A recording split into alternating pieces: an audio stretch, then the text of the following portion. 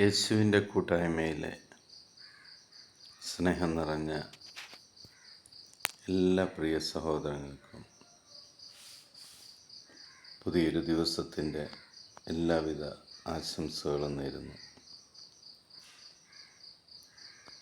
ദൈവപരിപാലനയിൽ നിന്നുകൊണ്ട് ഈ ദിവസം ദൈവവചനം കണ്ടുകൊണ്ടും വായിച്ചുകൊണ്ടും ശ്രവിച്ചുകൊണ്ടും ദൈവത്തോടൊപ്പമായിരിക്കുവാൻ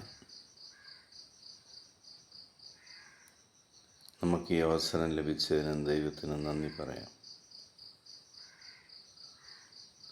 ഇന്ന് നമ്മൾ ശ്രവിക്കുന്ന തിരുവചന ഭാഗം മത്തായിയുടെ സുവിശേഷം 6-ാം അധ്യായം 1-ാം തിരുവചനം.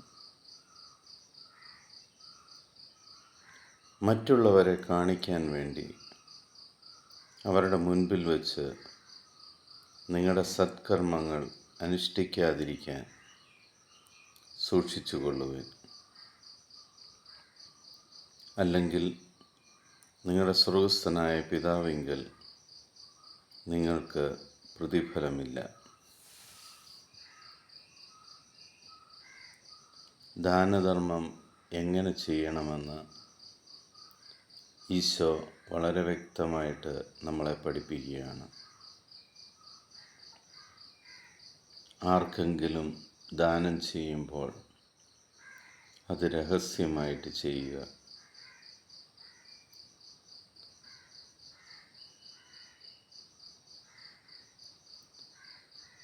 ലോകത്തിലുള്ള എല്ലാവരെയും കാണിക്കാൻ വേണ്ടി, ലോകത്തിൻ്റെ പ്രശംസ കിട്ടാൻ വേണ്ടി ദാനധർമ്മം ചെയ്യാതിരിക്കുക.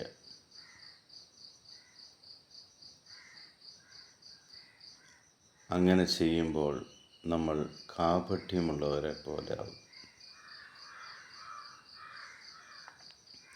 ദാനധർമ്മം ചെയ്യുമ്പോൾ നിന്റെ വലത് കൈ ചെയ്യുന്നത് ഇടത് കൈ പോലും അറിയുവാൻ പാടില്ല. അപ്പോഴാണ് സ്വർഗത്തിൽ നിന്നുള്ള സമ്പത്ത് നിനക്ക് വേണ്ടി ചിലവഴിക്കുന്നത്. ദൈവം നിന്റെ ദാനധർമ്മം സ്വീകരിക്കുന്നത്, ദൈവം നിന്റെ കടക്കാരനായി മാറുന്നത്.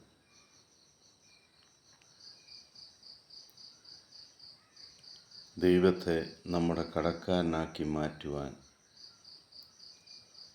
ഉള്ള ഏറ്റവും നല്ല വഴിയാണ് മറ്റുള്ളവരറിയാതെ ദാനധർമ്മം ചെയ്യുക എന്നുള്ളത്.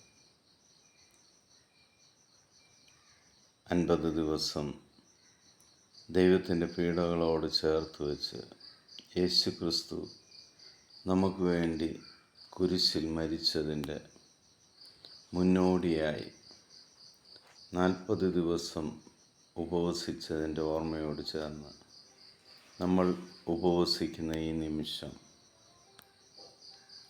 ആ ഉപവാസത്തിലൂടെ ദാനധർമ്മം ചെയ്യുമ്പോൾ രഹസ്യമായിട്ട് ആ ദാനധർമ്മം നടത്തുക.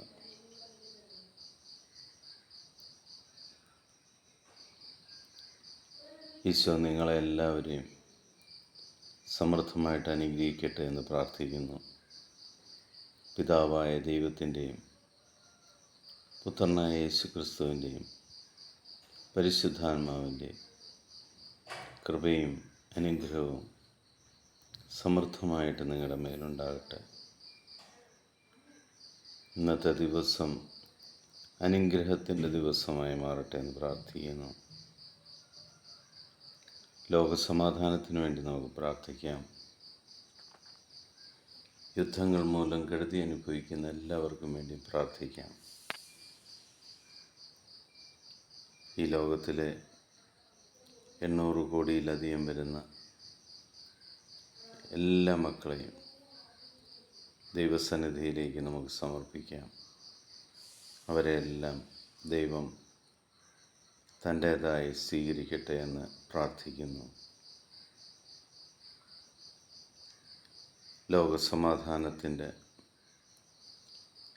ദൈവം തന്നെ സമാധാനമായി ഇറങ്ങി വന്ന യേശുക്രിസ്തുവിൻ്റെ സമാധാനം ഞാൻ നിങ്ങൾക്ക് സന്തോഷത്തോടുകൂടി പങ്കുവയ്ക്കുന്നു. ഈശോ മിശിഹായ്ക്ക് സ്തുതിയായിരിക്കട്ടെ.